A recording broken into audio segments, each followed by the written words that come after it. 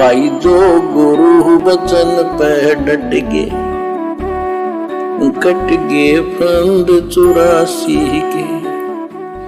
वही अविनाशी है, वही सबका करता है। ये बात सुनकर सभा भंग हो गई, सब चले गए, परंतु ब्रह्मा विष्णु शिव जी के गले में यह सत्य नहीं उतर पा रहा था।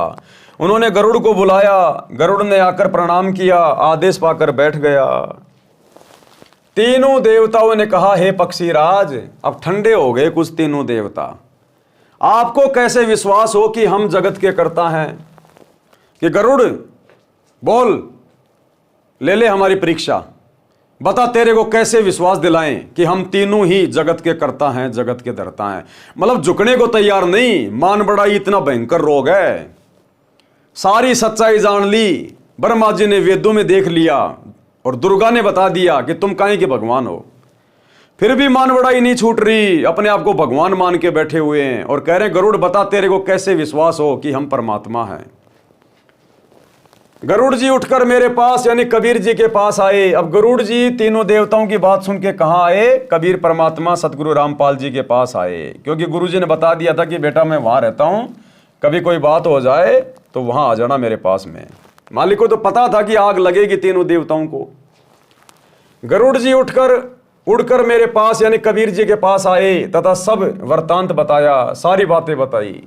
तब मैंने कहा कि बंग देश, वर्तमान में बांग्लादेश में एक ब्राह्मण का 12 वर्षीय बालक है, उसकी आयु समाप्त होने वाली है, वह कुछ दिन का मेहमान है। मैंने उस बालक को शरण में लेने के लिए ब्रह्मा विष्णु शिव की स्थिति बताई जो गरुड़ तेरे को बताई है। उस बालक ने बहुत विवाद किया और मेरे ज्ञान को नहीं माना। तब मैंने उस बालक से कहा कि तेरी आयु 3 दिन शेष है, यदि तेरे ब्रह्मा विष्णु शिव समर्थ हैं तो अपनी रक्षा कराओ। मैं इतना कहकर अंतर्ध्यान हो गया। बालक बेचैन है, उस बालक को लेकर देवताओं के पास जाओ, उनसे कुछ बनना नहीं है, फिर आप मेरे से ध्यान से बातें करना, मैं तेरे को आगे क्या करना है वो बताऊंगा। सारी कहानी परमात्मा ने पहले से सेट कर रखी थी। मालिक को पता था कि ब्रह्मा विष्णु महेश के तन बदन में आग लगेगी और मान बढ़ाई की खुजली इतनी जल्दी समाप्त नहीं होती है। तो गरुड़ जी तुरंत गए अपने गुरु जी के पास, कबीर जी के पास, सतगुरु रामपाल जी के पास, और कहा कि भगवान ऐसी ऐसी बात हैं, लोहा गर्म है, थोड़ा मारने की जरूरत है। वो कह रहे हैं कि गरुड़ हमारी परीक्षा ले लो, हम तीनों देवताओं की, हम परमात्मा है, हम जो चाहे सो कर सकते हैं। उससे पहले परमात्मा ने सारा खेल सेट करके रखा था कि भाई गरुड़, मैं बांग्लादेश में गया था, उस समय उसका नाम था बंग देश, कि मैं बांग्लादेश में गया था और वहाँ एक ब्राह्मण का 12 साल का लड़का है और मैंने उसको बता दिया कि बेटा 3 दिन बाद तेरी उम्र शेष नहीं है, तू मरेगा। लेकिन वो कह रहा था नहीं, मैं तो ब्रह्मा विष्णु महेश की भक्ति करता हूँ, वो भगवान है, परमात्मा है, मेरी आयु बढ़ा देंगे, मुझे नहीं मरने देंगे।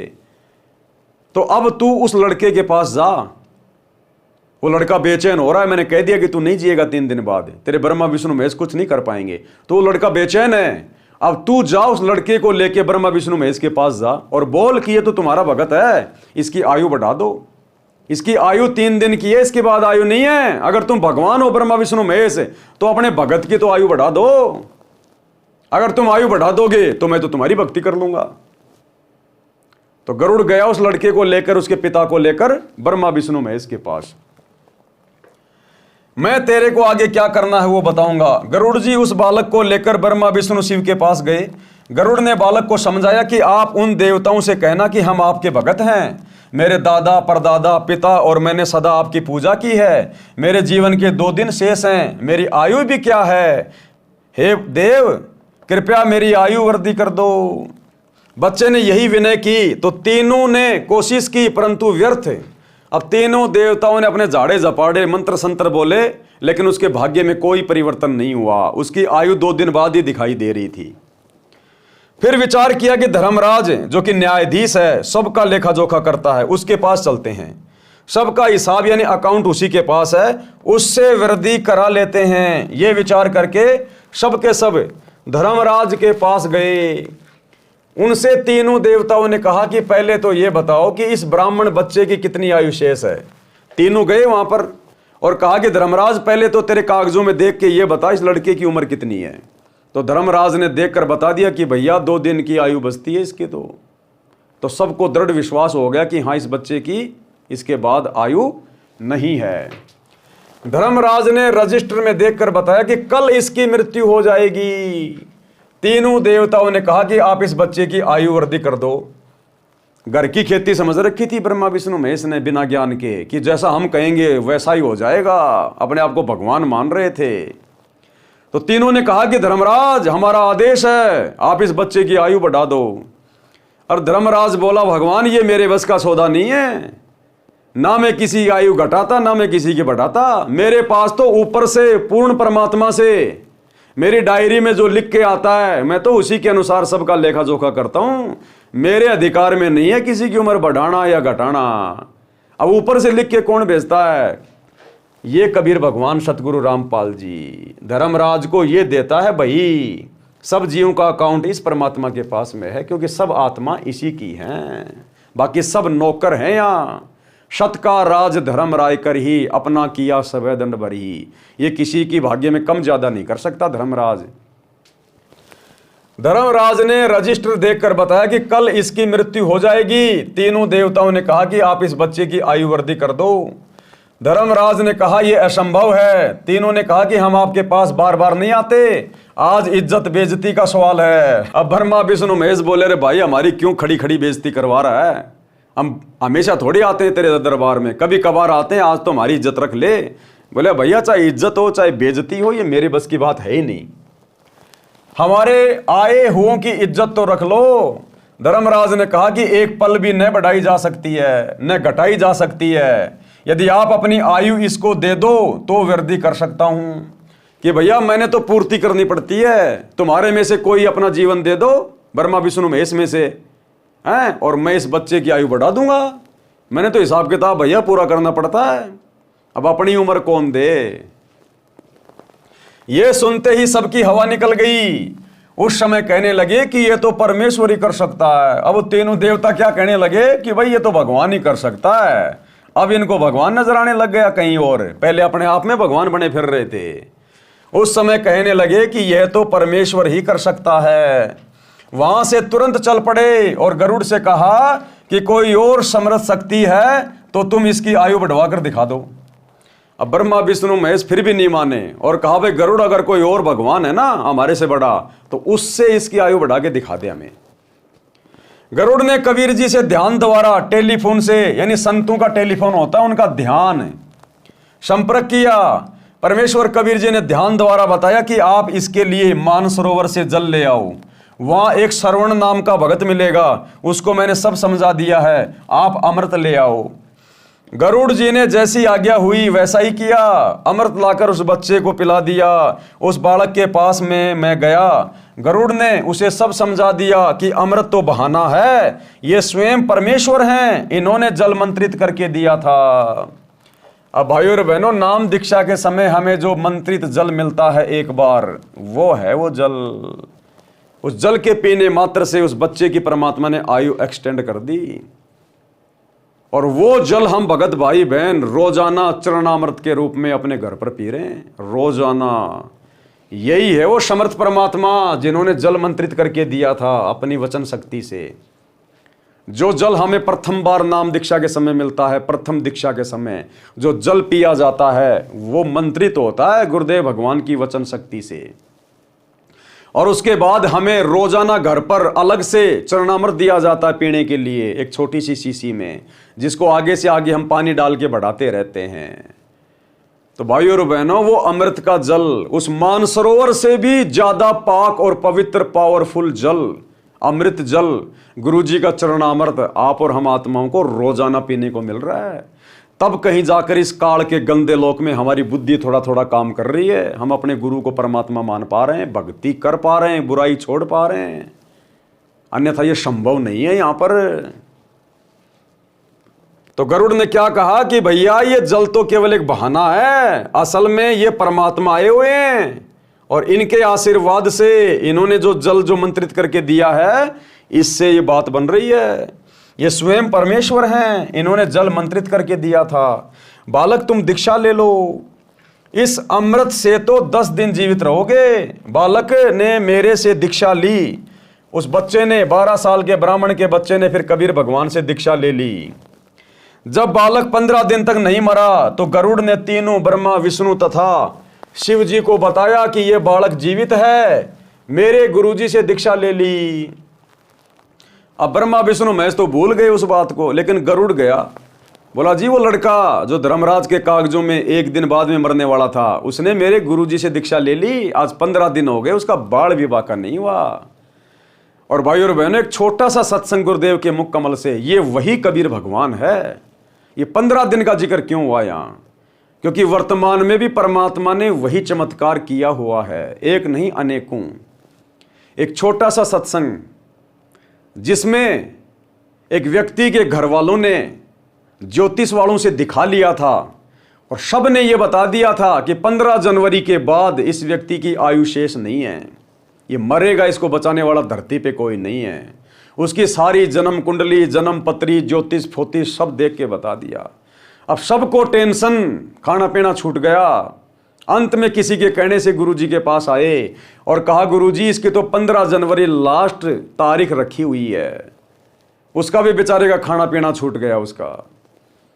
तो गुरुजी ने कहा कि कोई बात नहीं, दीक्षा लो और सेवा करो, भक्ति करो, परमात्मा दया करेंगे। अब इतना जल्दी विश्वास कैसे हो? बोला नहीं नहीं गुरुजी, हम तो इसको आपके पास ही छोड़ के जा रहे हैं आश्रम में। उन घर वालों ने कहा कि हम तो इसको आपके पास ही छोड़ के जा रहे हैं, इसको 15 जनवरी के बाद ही लेने आएंगे। तो गुरुजी ने कहा बेट कोई बात नहीं, रह लेगा, सेवा कर लेगा परमात्मा की, क्या दिक्कत है। अब भाई उसने खाना पीना छोड़ दिया, भगत ने बड़ी मुश्किल से गुरुजी के कहने से एक आधी रोटी खाए और शोक के काटा हो रहा। उसको 15 तारीख दिखाई दे रही, 15 जनवरी। अब भैया साधु वचन पलटे नहीं, पलट जाए ब्रह्मांड। साधु बोले सहज स्वभाव, साधु का बोले मिथ्या ना जाए। अब गुरुजी ने कह दिया, वो कह दिया फाइनल कि बेटा कोई दिक्कत नहीं, परमात्मा दया करेंगे, भक्ति कर। 15 जनवरी का दिन बीत गया, थोड़ी सी मन में शांति हुई, फिर भी धैर्य कहीं रात को ना मर जाऊं। ऐसे करते करते गुरुदेव ने बताया 15 दिन और बीत गए और गुरुदेव ने कहा रे अब तो कम से कम विश्वास कर ले, देख तेरी ज्योतिष फातिश सब फेल हो गई, परमात्मा ने तेरी उम्र बढ़ा दी। तो किसने बढ़ाई? इस कबीर भगवान ने बढ़ाई। इस कबीर भगवान ने बैठे बैठे बढ़ाई। ना कोई मानसरोवर का जल लाए, ना कोई गरुड़ जी के पास गए, बैठे बैठे। तो ये है वो कबीर भगवान जो गरुड़ जी के पास गया था और जिसने उस ब्राह्मण के 12 वर्ष के बच्चे की आयु 100 साल की कर दी भक्ति के लिए, अपनी शरण में लेके। तो छोटा सा सत्संग गुरुदेव के मुख कमल से विश्वास के लिए। अब ऐसे ऐसे हमारे पास 1000 प्रमाण हैं।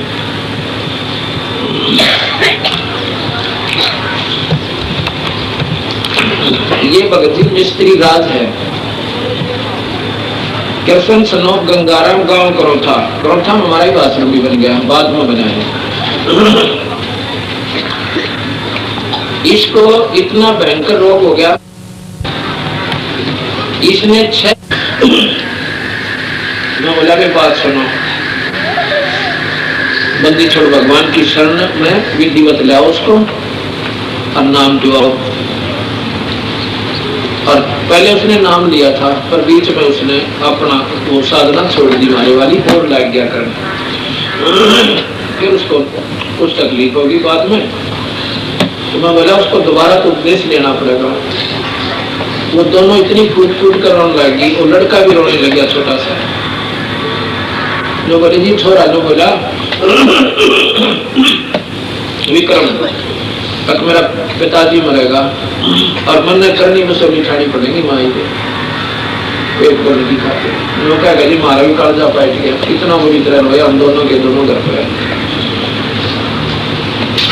मैं बोला कि उसको लाओ यहाँ पे और अपना दिल रखने खातिर मैंने उनको भाई सात कामना अपने कबीर भगवान के आधार पर दी कि वे चिंता ना करें, ये नहीं मरेगा। पर को दिल डटे कहते मैंने उसको खूब कहा नहीं मरेगा, तू चिंता ना करे, मेरे पे लिखवा ले जरूर मर जाते। मैंने यहाँ तक कह दिया पर कोई ना बेटा मेरा। जो बोले जी हम तो आपके साथ छोड़ना कि 15 जनवरी 1999 3 हाथ रेखाएं देखने वालों ने दर्दी के 15 जनवरी के बाद ऐसा जीवन नहीं है। अब हम उन हाथ देखने गड़ा पक्का माने उसने जो कह दिया फाइनल है। अब तीनों ने कह दिया, एक ने भी कोई ना, फिर गुंजाइश भी नहीं रहती, बात भी सच्ची से। पर कबीर साहब के अंदर हो सकती है कर्म की रेख न बदल दे, जब आत्मा तो इसके तरनाम रो आदमी पड़े करे, दंडो पत्तो करनी है कि कोई ना सुने।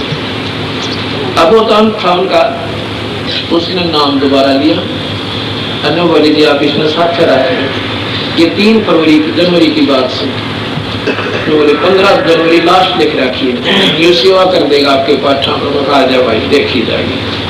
उसने नाम दे लिया, हमारे साथ रहने लगे। जब आ गई 14 जनवरी, रोटी खानी छोड़ दी, खावत पहले हम इसी थक जा रहा, इतनी बुरी पीड़ा ऐसी है यहाँ पर गले में और सारे शरीर में कापड़ लगी। 14 जनवरी जब आई, रोटी खानी छोड़ दी, मैं बोला भाई कृष्ण खाना खा लिया? अब जी खा लिया, मतलब ऐसे बोला। वो तो जिसका सत्संग चल रहा था उन्होंने बोला जी भोजन नहीं खाया, भगत जी ने का उठ के आ गया थाली पर, और भाई जिसका दम कर रखा मरने का, किसी रोटी खाई नहीं। बात भी सच्ची है, देखो जिसका ना बीता वो तो कुछ भी कह दो, पर जिसकी ना सुना सुनी होगी नहीं कहानी, तो सीने आ जाएंगे। मैं बोला भाई तो मेरे कहती आधी रोटी खा ले। मुश्किल से उसने 15 मिनट में आधा टूक अंदर गया, बोले सेब खा ले, बोला तो मना अच्छी नहीं लगे। अच्छा भाई 15 जनवरी आ गई, चाय भी नहीं पीवा। 15 जनवरी आ गई, उस दिन हम वही थे, मध्य का दिन था, वह 15 भी पूरी होगी, मतलब फिर 16 भी पूरी होगी, 17 भी चली गई, 18 तारीख ने बोला जी भी नहीं मरता मैं, नो करके है, क्यों ही लिखे होता है, बोला जी बस ये भी नहीं मरता। 15 तारीख थी भाई, एक उसने देख लिया, दूसरी 15 जनवरी की आश्रम में काम करे, नो का जीव सर, कोई तकलीफ नहीं। उसके बाद कौन सतगुरुदेव ये सेवा करते का फोटो उतर है, इसका आत्मा की सूट ले रहा है, हरिया करनी ले रहा है, ये वहां क्रोथा आश्रम में सेवा कर रहा है, कौन सतगुरुदेव। तो इस प्रकार ये पूर्ण परमात्मा है, अनंत कोटि ब्रह्मांड के भगवान से। तो भाई और बहनों, हमने निसंशय से अपने गुरु जी को परमात्मा मान के भक्ति पे दृढ़ हो जाना चाहिए। मेरे गुरुजी से दीक्षा ले ली है, गरुड़ ने कहा कि वो बच्चा मरा नहीं, 15 दिन हो गए मेरे गुरुजी से दीक्षा ले ली है। उन्होंने उस बच्चे को पूर्ण आयु जीने का आशीर्वाद दे दिया। ब्रह्मा विष्णु महेश तीनों फिर धर्मराज के पास गए। अब तीनों देवता फिर धर्मराज के पास गए कि तू तो कह रहा था कि ये कल मरेगा, इसके कागजों में लिखा हुआ है, इसको तो आज जो है 15 दिन हो गए। अब धर्मराज ने देखा भाई बात तो सही है, 15 दिन हो गए, जबकि कागजों में तो 1 दिन का लिखा हुआ था। फिर से कागज देखे तो कहा भैया ये तो किसी ऊपर वाले के हाथ में, ये तो कोई परम शक्ति के हाथ में है भाई। अब इसमें 100 साल की आयु लिखी हुई है। धर्मराज ने कहा इसमें तो 100 साल की आयु लिखी हुई है, उस दिन तो 1 दिन की थी। तो कहा भैया ये तो परम शक्ति के हाथ में, हमारे हाथ में कुछ नहीं है। धर्मराज के कागजों में चेंज कर दी भगवान ने उम्र, सतगुरु रामपाल जी ने। इसलिए कहते हैं जम जोरा जहां से डरे, मिटे कर्म के लेख। उस बच्चे के कर्मों के लेख में उसकी मृत्यु थी, उस भगत के कर्मों के लेख में 15 जनवरी के बाद उसकी मृत्यु थी। लेकिन इस परमात्मा ने वो लेख मिटा दिया, नया लेख लिख दिया। ये कलम इस परमात्मा के हाथ में है, सतगुरु रामपाल जी के। तो कहते हैं जम जोरा जहां से डरे, मिटे कर्म के लेख, और अदली असल कबीर है, ये कुल का सतगुरु एक, इनके हाथ में है। हम ऐसी समर्थ शक्ति के हाथ में हैं। साथ में गरुड़ भी गया। तीनों देवताओं ने धर्मराज से पूछा कि यह बालक कैसे जीवित है, उसको मर जाना चाहिए था। धर्मराज ने उसका खाता देखा तो उसकी आयु लंबी लिखी थी। धर्मराज ने कहा कि यह ऊपर से होता है। धर्मराज ने क्या कहा कि भैया ये तो ऊपर से होता है, मेरे हाथ में कुछ नहीं है, जैसा जिसका लिखा होता है मैं तो वैसा ही देता हूं। ये तो कोई और शक्ति है, कोई परम शक्ति है, वो लिख के देता हमें। धर्मराज ने कहा कि ये ऊपर से लिखा होता है, ये तो कभी कभी होता है, उस परमेश्वर की लीला को कौन जान सकता है। नामा और रहदास रसीला, कोई न जाने सतगुरु की लीला। कहते हैं ये ऐसा ऐसा चमत्कार तो कभी कभी होता है, कभी कभी जब उस परमात्मा ने अद्भुत लीला करनी होती है तभी मेरे कागजों में हेरा फेरी होती है। तो आज तो कलयुग की पिछली पीढ़ी में परमात्मा ने लाखों के कागजों में हेरा फेरी कर रखी है, लाखों भक्तों की आयु बढ़ा रखी है। और ऐसे समर्थ परमात्मा के नाम पर सतलोक आश्रम धनाना में गुरुदेव के परिवार वाले ये लोग हॉस्पिटल बना रहे हैं, हॉस्पिटल खोल रहे हैं। वो हॉस्पिटल उम्र बढ़ाएगी क्या? उम्र बढ़ाने वाला ये है, इनको खुश करो भक्ति करके, मर्यादा में रह के। ये ड्रामेबाजी करके, राजनीति करके, स्टेडियम बना के, गुंडों की सीबीआई जांच, जाटों का आरक्षण, जाटों की धर्मशाला, दुनिया भर का पाखंड, राजनेताओं की रैलियां, चाहे हॉस्पिटल क्या, हॉस्पिटल का बाप बना लो। ये परमात्मा राजा नहीं करेगा तो दुर्गति से मौत है, दुर्गति से। तीनों देवताओं को आश्चर्य हुआ, परंतु मान बढ़ाई के कारण प्रत्यक्ष देखकर भी सत्य को नहीं माना। अपना अहम यानी अहंकार भाव नहीं त्यागा। गरुड़ को विश्वास अटल हो गया, और गरुड़ को विश्वास पक्का हो गया, लेकिन ब्रह्मा विष्णु महेश ने फिर भी सच्चाई को स्वीकार नहीं किया। कबीर राज तजना सहज है, सहज नारी का ने, और भाई मान बढ़ाई ईर्ष्या दुर्लभ तजना ये। अध्यात्म ज्ञान के अभाव के कारण मानव को कुछ असाध्य बुराई घेर लेती है, जैसे मान बढ़ाई, ईर्ष्या। मान बढ़ाई का अर्थ है पद या धन के अहंकार के कारण सम्मानित व्यक्ति। ये दोनों सम्मान के कारण बड़प्पन यानी मान बढ़ाई तथा ईर्ष्या ऐसी बुराई है, इनके अभिमान में अंधा होकर इन्हें नहीं छोड़ता। राज त्याग सकता है, स्त्री का त्याग कर सकता है, परंतु इन दोनों को त्यागना कठिन है, और ये त्यागे बिना ये परमात्मा नहीं मिल सकता, मोक्ष नहीं हो सकता। मान बढ़ाई और राग द्वेष ईर्ष्या को त्यागे बिना। जो गुरु बचन पे डट गे, कट गे फंद 84 के, कट गे फंद 84 के, कट गे फंद 84 के।